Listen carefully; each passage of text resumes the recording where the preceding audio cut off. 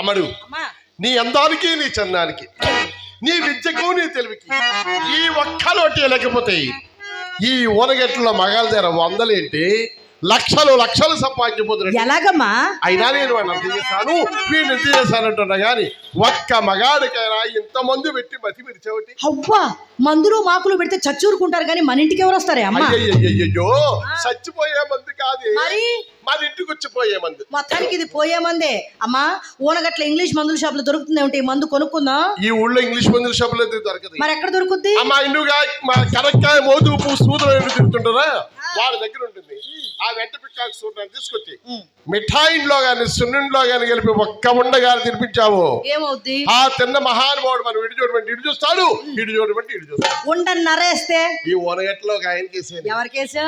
కామిశెట్టి వెంకటేశ్వర గారు అని ఆయన కేసాను. ఉండేకి ముందు చక్కగా కూరగాయల వ్యాపారం చేసేవాడు.